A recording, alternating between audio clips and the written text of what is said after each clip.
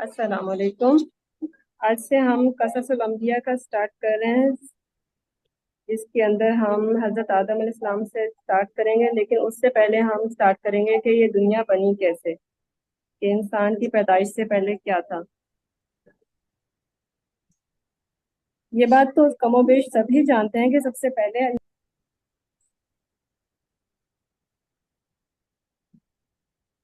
अब सवाल पैदा होता है कि इंसान से पहले क्या था, और अल्लाह ताला ने अपनी बेशुमार मखलूक में से सबसे पहले किस चीज़ को पैदा फरमाया।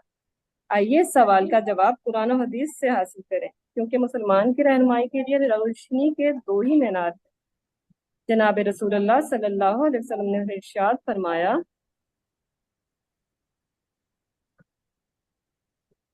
यानी आसमान और जमीन की पैदाइश से पहले पानी मखलूक, हवा, वजअलना मिनल माइ कुल्ला शैइन हई, और बनाई हमने पानी से हर एक जानदार चीज। सूरह हामीम अस-सजदा। आसमान और जमीन वगैरह की तख्लीक का जरा तफसील से बयान किया गया है। जैसा कि इरशाद है, जमीन और आसमान और इनके अंदर चीजों की एक पैदाइश का बयान।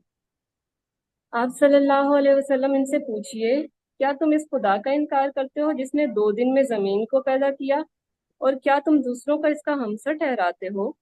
यानी खुदा तमाम आलमों का परवरदिगार है। इन आयत करीमा की तशरीफ पर भी नजर डालिए। जमीन और इसके मुतालिक चीजें ये सब 4 दिन में अल्लाह ताला के हुक्म से मुकम्मल हुई। 2 रोज में जमीन बनाई गई, 2 रोज में इसके मुतालिक, यानी जमीन में किस्म किस्म के दरख्त, मेवे, फल, गल्ले, हैवानात, काने वगैरह पैदा फरमाई। सारी जमीन और इससे मुतालिक अशिया की पैदाइश के बाद अल्लाह ताला ने आसमानों की तरफ तवज्जो फरमाई। आसमान के वजूद में आने से पहले खला धुएं की तरह था।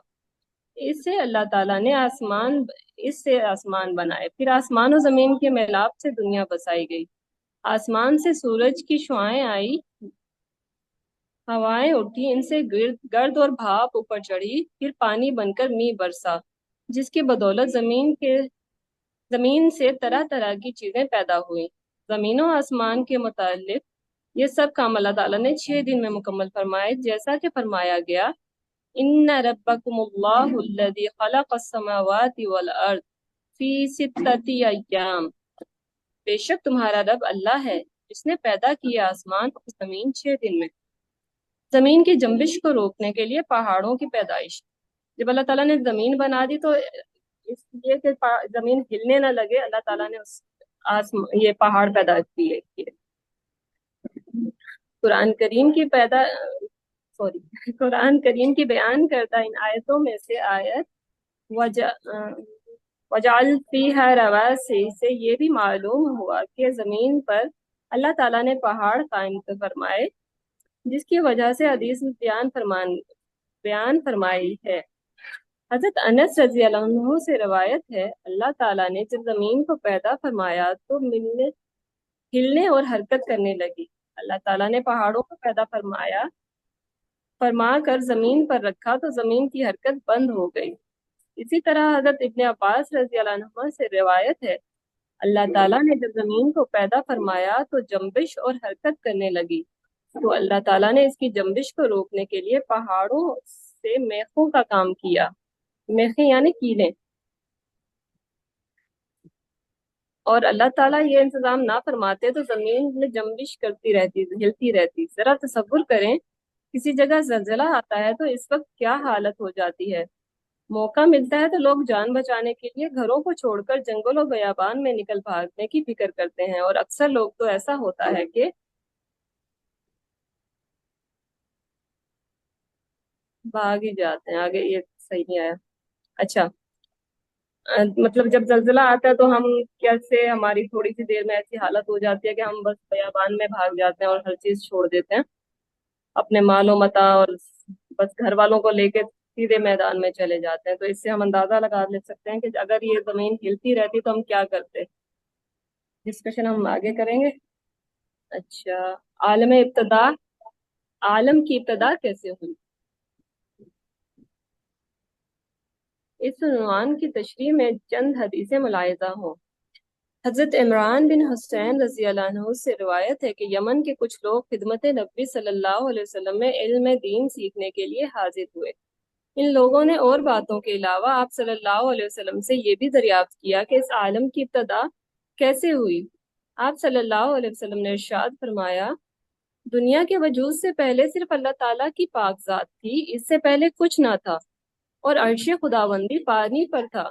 इसके बाद इसने आसमान और जमीन को पैदा फरमाया और लोहे महफूज में से हर चीज को लिखकर सब फरमा दिया। बुखारी और मुस्लिम।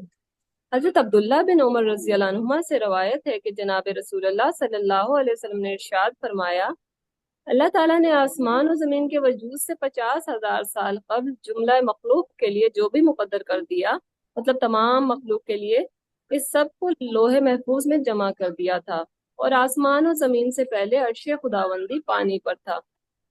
हजरत अबादा बिन सामत रज़ी अल्लाह अन्हु से रवायत है कि जनाब नबी सल्लल्लाहु अलैहि वसल्लम ने इरशाद फरमाया, अल्लाह ताला ने कलम को पैदा किया, यानी पेन को, और फरमाया, इसको हुक्म दिया, लिख। कलम ने दरियाफ्त किया, क्या लिखूं? हक ताला की तरफ से हुक्म हुआ, जो कुछ कयामत तक मुकद्दर होगा वो सब लिख।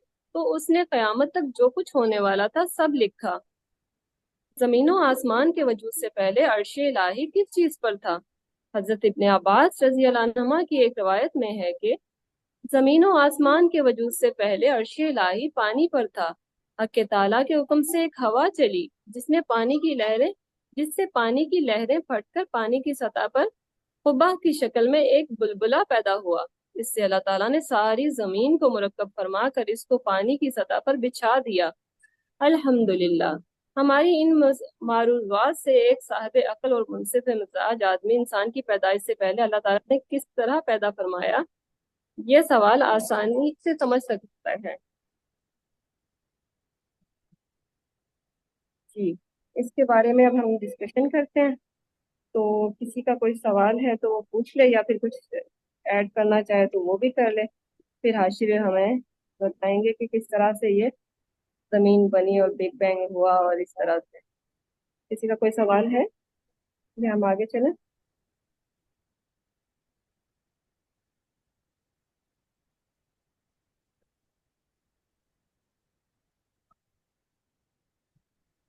जी हाशिर, अब आप कंटिन्यू करें। अच्छा, इधर तक तो मेरा कोई पॉइंट नहीं था, लेकिन पहाड़ों की जो बात है ना, तो मुझे लगता है कि मैंने जब सुना था कि ग्रेविटी, अगर यही होता तो मतलब हिलने से मुराद है वो सूरज के करीब जा रही थी। उसके पास उसका वजन नहीं था, वेट नहीं था। लाइक अगर हम दो ब्लॉक्स रखें और फ्रिक्शन जीरो हो, क्योंकि हमारी अर्थ के अंदर फ्रिक्शन भी पाया जाता है, तो आपस के करीब आ जाएंगे। मतलब दोनों चीजें अगर आपस को खींचेंगी तो वो एक जगह पे रहेगी। लेकिन अगर किसी एक की ग्रेविटी ज्यादा होगी ना, तो वो दूसरे को खींच लेगी अपने पास। तो मतलब ये लगता है कि वो सूरज के करीब आ रही थी। अल्लाह ताला ने उसके अंदर वेट किया, वेट की वजह से उसमें ग्रेविटी हुई, और ग्रेविटी की वजह से अब बैलेंस बन गया और फिर वो रोटेट करना शुरू हुई। मुझे ये लगता है। ओके, उससे पहले आप हमें ये बता सकते हैं कि ये जमीन, अगर ये जो हमारी अभी साइंस ने इतनी तरक्की की है, इन आयात के बारे में साइंस क्या कहती है? जमीन और आसमान पहले धुआं थे, तो हमें ये बात समझा सकते हैं आप कि कैसे धुआं थे, और फिर ये जमीन कैसे बनी, और क्या हुआ, कितने दिन में हुआ? साइंस क्या कहती है इसके बारे में? अच्छा देखें, अगर आसमान धुआं था ना, तो ये भी प्रूफ हो सकता है कि हमारी यूनिवर्स से भी पहले एक यूनिवर्स पहले मौजूद थी। ये भी प्रूफ होगा क्योंकि पहले धुआं था ना, राइट। मतलब आप कहना चाह रहे हैं कि कोई चीज जब खत्म हो जाती है तो उसकी तरफ जो धुआं सा बच जाता है, मतलब कोई चीज अगर गिरती है तो जो धूल उठती है, उसके बारे में कह रहे हैं? नो नो, मतलब मतलब कोई अगर एलिमेंट हमारी यूनिवर्स से पहले भी एलिमेंट था, और अल्लाह ताला ने बताया वो धुआं था, राइट। आसमान पहले धुआं था, राइट। हम्म। अच्छा, बिग बाउंस थ्योरी ये कहती है कि एक पहले यूनिवर्स होती थी, वो छोटी होती रही, छोटी होती रही, अब शायद उसका इस हद तक छोटा हो गया कि वो इतनी तेज फटी, जिसको हम बिग बैंग कहते हैं। फिर हमारी यूनिवर्स बनी, ये बिग बांग थ्योरी कहती है। अच्छा, बिग बैंग थ्योरी और बिग बॉन्स थ्योरी अलग अलग है, और बिग बिग बैंग थ्योरी क्या कहती है? बिग बैंग थ्योरी के अंदर ये होता है कि हमारी यूनिवर्स एक धमाके की से बनी। धमाके के अब उनके पास ये रीजन नहीं है कि क्यों धमाका किस वजह से हुआ। जाहिर सी बात है, कोई एलिमेंट हुआ होगा ना जिसकी वजह से धमाका हुआ, राइट। जी, जैसे कि आप, अल्लाह ताला ने फरमाया है कि जमीन और आसमान पहले धुआं था, और हमने फरमाया कि खुशी से आओ या ना खुशी से आओ, और उन्होंने कहा कि हम खुशी से आते हैं। इसके बारे में कुछ हमें बताएंगे, ये क्या था? मतलब ये पहले एक यूनिवर्स थी पहले। हो सकता है मैं कह रहा हूँ, जो धुएं की हो, राइट। या फिर कोई एलिमेंट था वो, जिसकी वजह से हमारी यूनिवर्स बनी, ये कहता हूँ मैं तो उसके बारे में। जैसे अल्लाह ताला ने हुक्म दिया तो उन्होंने कहा कि हम खुशी से आते हैं, तो वो आ गए, और फिर वो सारी जो इतने दिन तक बारिश होती रही, और सारा ये सारा सिस्टम क्या हुआ, साइंस क्या कहती है इसके बारे में, ये बताएं हमें। अच्छा, साइंस हमारी अर्थ की बिगनिंग को तो इसके ऊपर एक थ्योरी है कि हमारी अर्थ जो थी ना, वो काफी सारे पत्थरों से बनी।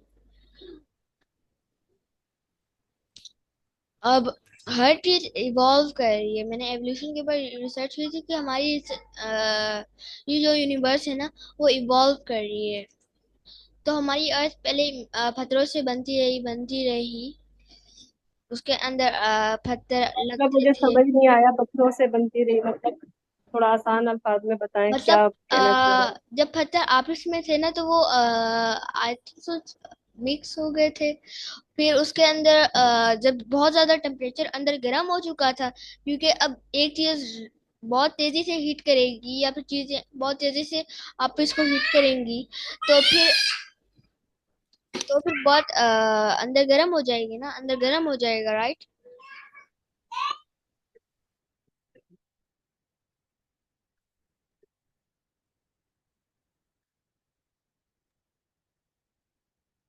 जी, आप कंटिन्यू रखें, जो आपके पास है इसके बारे में नॉलेज। अच्छा, फिर अब उसके ऊपर वैसे ही मेटेओर्स गिरते थे और उसका कोई खास एटमॉस्फेयर नहीं था जो प्रोटेक्ट कर सके उसे। लेकिन एक बात ये थी कि गैसेस के अंदर, जो जमीन के अंदर गैसेस थी, उसकी वजह से उसमें पानी मौजूद था। तो एक बड़ा सारा पत्थर हिट करा जमीन को। मतलब उस वक्त उसमें लावा लॉन्च होता था, उसमें मीटियोर्स गिरते थे, उसमें लावा होता था, राइट। तो ओके। जब वो लगा ना उसको, तो उसके अंदर से जमीन की गैसें जो अंदर मौजूद थी और जो पानी मौजूद था, वो बाहर निकला। फिर अर्थ थोड़ा सा कूल होना शुरू हो गई। फिर अल्लाह ताला ने ये बोला है कि अल्लाह ताला ने सारी चीजें बनाई है पानी से। तो पानी की वजह से फिर लिविंग थिंग बनना शुरू हुई। पहले वाटर में से बनी, फिर वाटर से इवॉल्व करके। क्या आपको उस जानवर का पता है जो एलिगेटर होता है? पता है ना? हम्म।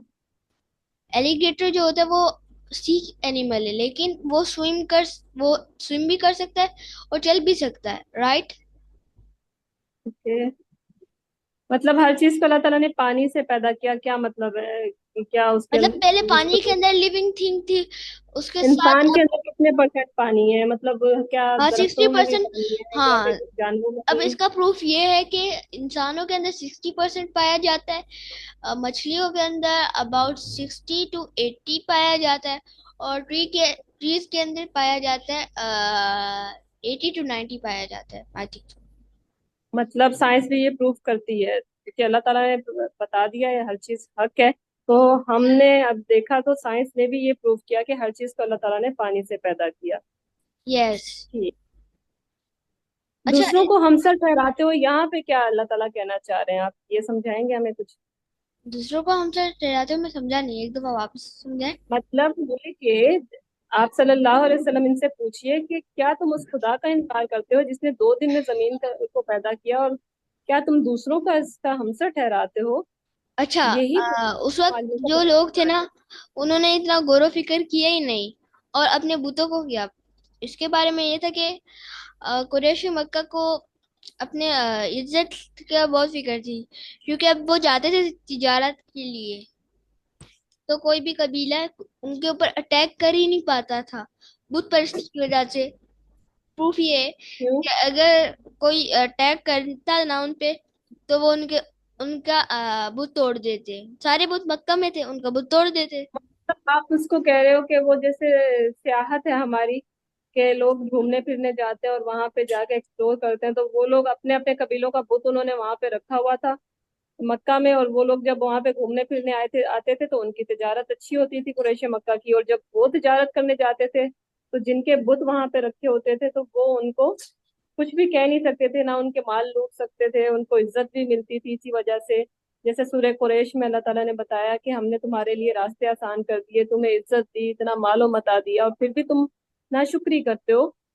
यस, हम्म। तो यही मतलब है इसका सेम, कि दूसरों को अब उन्होंने गौर नहीं किया कि हमने सब कुछ पानी से बनाया है, और बंदा देखे अपने आप को कि हमें पानी से बनाया है, वो तो समझेगा ये झूठ है और गौर बोलेगा करने ये। वालों के लिए हाँ, हर गौर चीज में करने वालों के लिए निशानियां हैं। निशानी है ना। वो पहले अपने आप को देखेगा, आसमान वो में, देखेगा जमीन पानी में, नहीं सबसे है। बढ़ के अपने आप में। हम्म। अब वो देखेगा पानी नहीं है, बोला ये तो झूठ है, वापिस अपना काम करना शुरू कर जाएगा। मुझे ये लगता है। कंटिन्यू करें। हाँ मतलब अब जब साइंस ये प्रूव कर रही है कि इंसान के अंदर इतने परसेंट पानी है, और इंसान के लिए जीने के लिए सबसे जो मेन चीज है वो पानी ही है ना, पानी हवा, इसके बगैर इंसान नहीं जी सकता। यस। और ये पहाड़ों का क्या है, मतलब समझाएंगे क्या है? जमीन क्योंकि गोल है, और पहाड़ों का क्या, मुझे ये समझाएं थोड़ा सा, इसके अंदर क्या है मतलब। व्हाइट बोर्ड ओपन करना पड़ेगा, आप वापस स्क्रीन शेयर कर लेंगे। नहीं, स्क्रीन शेयर का काम खत्म हो गया, बस आप ये समझा दें मेरे ख्याल से। इसके बाद हमारे पास, हाँ फिर हमने कलम के बारे में बात करनी है, चले मैं दोबारा शेयर कर लूंगी। चले पहले कलम के बारे में बात कर लेते हैं, फिर पहाड़ों के बारे में व्हाइट बोर्ड पे कर लेंगे। व्हाइट बोर्ड अच्छा में कलम। नहीं है, मैं ऐसे ही समझा लेता हूँ। अच्छा मुझे ये बताएं। ओके, पहाड़ों को पहले चले आप एक्सप्लेन कर लें कि कैसे एक्सप्लेन करेंगे कि वो जमीन हिल रही थी और फिर पहाड़ हो गए तो फिर वो रुक गई। आप तसव्वुर करें ये जमीन है, ओके, हम्म। और ये है सूरज। अब ये साइज में काफी बड़ा है और हम्म। जमीन साइज में काफी छोटी है। हम्म। तो हमारी यूनिवर्स में ना हर चीज के अंदर ग्रेविटी होती है। ये एक्सपेरिमेंट है हुआ था कि अगर अब दो ब्लॉक्स थे, दो ब्लॉक्स थे, हम्म। दो ब्लॉक। मैग्नेट के दो ब्लॉक। नहीं नहीं, मैग्नेट की नहीं थी। और मैग्नेट के अंदर तो मैग्नेटिक फील्ड पाई जाती है ना। हम्म। तो ना जो बड़े वाला, वो आपस में खींच रहे थे, वो आपस में खींच रहे थे। तब आप कहना चाहते हो हर जगह पे ग्रेविटी है, हर मतलब सूरज में भी हमारी ग्रेविटी जमीन में है, तो जमीन में फ्रिक्शन भी है। मिल हमारी जमीन में तो फ्रिक्शन मौजूद है ना, उसकी वजह हम्म। से। जहाँ मतलब पे वो उसको खींच जहाँ रहा था तो वो हिल रही थी जमीन, ये नहीं कहना चाह रहे हो आप? नहीं नहीं नहीं, जमीन हिल नहीं रही थी, फ्रिक्शन जीरो था। तो मतलब हमारी जमीन के अंदर हर चीज आपस को खींचती है। राइट, समझ आई क्या आपको? तो पर पहाड़ों का क्या इसमें आया अच्छा, है, अभी मतलब मैं आपको पहाड़ बताता आने हूँ से ना। क्या हुआ? अब जब वो खींच रहा था ना उसको, वो सूरज उसको खींचेगा तो वो हिलेगी, जाहिर सी बात है। हम्म। खींच रहा है उसे, लाइक खींच रहा है। तो उसका बैलेंस खराब हो रहा था मतलब। इसकी तो वजह से पहाड़ों से क्या हुआ? पहाड़ों की वजह से इसका वेट बन गया। पहले वो भी उसके अंदर ग्रेविटी थी, उसमें ग्रेविटी थी, बहुत हम्म। छोट बहुत कम थी। बैलेंस खराब हो रहा था क्योंकि उसका वो साइज में कम थी, पहाड़ों की वजह से यस उसका वेट मेंटेन हो गया। यस यस, वो उसके अंदर उस वक्त भी ग्रेविटी थी, वो खींच रही थी, लेकिन उसके पास इतनी कम ग्रेविटी थी कि वो उसको खींच नहीं सकती थी और बैलेंस नहीं कर सकती थी, राइट। लेकिन पहाड़ों की वजह से उसके ऊपर वेट आ गया, वेट की वजह से ग्रेविटी होगी, ग्रेविटी बनने की वजह से अब ये हुआ कि ये वो हो गया, बैलेंस में हो गया। बैलेंस मेंटेन हो गया, ओके। अच्छा, अब लास्ट हमारा टॉपिक रह गया कलम। अल्लाह ताला कहते हैं कलम के जरिए से अल्लाह ताला ने इल्म सिखाया और सबसे पहले कलम को पैदा किया। तो कलम के बारे में आपका क्या ख्याल है कि ये कितनी इम्पोर्टेंट चीज़ है? क्या अभी भी इम्पोर्टेंट चीज़ है कि अब तो अभी तो इतना इसके लिए एडवांस कोई टेक्नोलॉजी आ गई है? अभी तो इसका इम्पोर्टेंस बिल्कुल समझा ही नहीं जाता है। लेकिन अगर कलम नहीं होता ना तो इल्म नहीं होता। इल्म की इब्तिदा कहाँ से हुई है? आपको मैं बताऊं, मैथ कहाँ से शुरू हुई थी?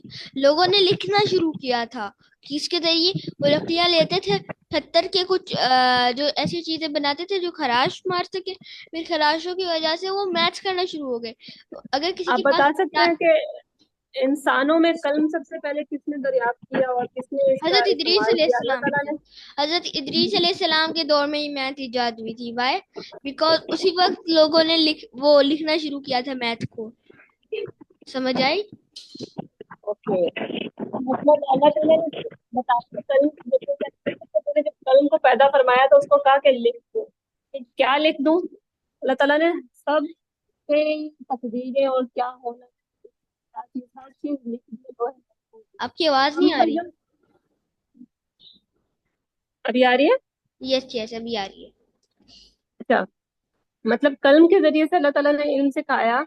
और कलम के जरिए ये सारे जो चीजें हमारे साथ हो रही हैं, हमारी तकदीर में भी ये पहले से ही लिखी हुई हैं, हमें लगता है कि अभी हो गई। लेकिन अल्लाह ताला ने जब कलम को कहा था कि लिख दे, तो उस टाइम से कलम ने सब कुछ लिखा हुआ है। Am I right? पैटर्न की कोड की मिसाल ले ले, वही कोड लिखा हुआ है। सेम जो हमारा यूनिवर्स है ना, उसके अंदर भी एक कोडिंग है हमारे यूनिवर्स की, हमारे डीएनए की कोडिंग है। वो कैसी होती है? हमारे कंप्यूटर की जो वो कोडिंग होती है ना, कुछ इस तरह से होती हम्म। है। जीरो मतलब 1 0 0 1, इस तरह से होती है अभी हमारे कंप्यूटर की कोडिंग। स्क्रीन शेयर नहीं हो रही है, हमें देखिए, ये समझाएं कि हमारे डीएनए की कैसे। होती है, हमारे डीएनए की होती है। आप वाइट बोर्ड में समझाएं, आप पाइथन की जो मिसाल दे रहे हैं, आप जो डीएनए की मिसाल दे रहे हैं, तो इससे आप कलम को कैसे रिलेट करेंगे कि क्या लिखा हुआ है पहले से जो हमें पता नहीं है, और जो वो लिखा हुआ है उस पे हमने ईमान रखना है, वो हमारे ईमान का हिस्सा है। देखिए, अब अल्लाह ताला ने अब कोड कर लिया है सब कुछ।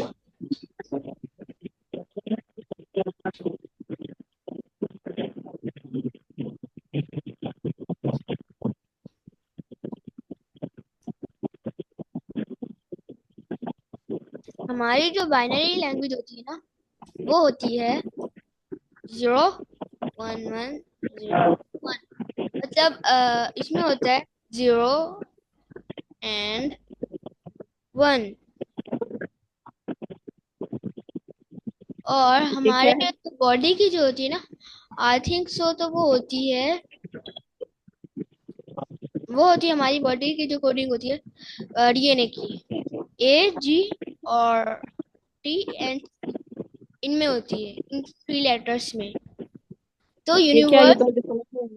ये कोई यूनिवर्स, लैंग्वेज है? यस ये ये हमारे डीएनए की कोडिंग है। जस्ट यूनिवर्स की भी कोई कोडिंग होगी जो कलम ने लिखी थी, यूनिवर्स की भी मतलब कोई कोडिंग होगी, ये जो राइट। मौसम आते ऐसे हैं, ये पाइथन मौसम जाते हैं, परिंदों का उड़ना, और ये इंसान का पैदा होना, इस का, इंसान ने जब पैदा होना है, ये सब कुछ कोडिंग हुई हुई है मतलब ये उस पहले ही। टाइम पे जब कलम अल्लाह ने पैदा किया था। अब देखें, मैंने एक कोड बनाया है। अब लाइक, अगर कोई गुनाह करेगा, मैंने रैंडम चॉइस कर लिया, रैंडम चॉइस। अब रैंडम चॉइस के बाद ना, अब उसकी मर्जी है, जो करे नेकी करे या गुनाह करे, क्या आता है। लेकिन कलम ने लिख ओके, दिया है कि ज्यादा चांसेस वो किसमें लेगा। मतलब आपको पाइथन सीखने से ये समझ आ रहा है कि कोडिंग कैसे होती है, और ये अल्लाह ताला ने किस आपको ये सारी जो चीजें यूनिवर्स लगती है, ये आपको पाइथन का कोड लगता है? नहीं, Am I right? तो सारा कुछ पाइथन का कोड समझ आता है मुझे। अल्लाह ताला ने सारी फिजिक्स कोड कर ली है, अल्लाह ताला ने केमिस्ट्री कोड कर ली, अल्लाह ताला ने सारे अरूम कोड कर लिए, अल्लाह ताला ने सारा टाइम कोड कर लिया है कि क्या क्या होगा। पर हमारे लिए वो न्यू ही होता है। जैसे आप अपना पाइथन का कोड बनाते हो यूजर के लिए, यूजर को नहीं पता होता ये क्या है इसके अंदर, लेकिन आपने बनाया है तो आपको पता है क्या क्या चीज कहाँ पे होनी अच्छा, है। मैं आपको एक Am I right? मिसाल देता हूँ। मैंने एक ये एक चॉइस की है कि अब यूजर रैंडम चॉइस की मर्जी है कि जो भी चॉइस करे वो मैं यूजर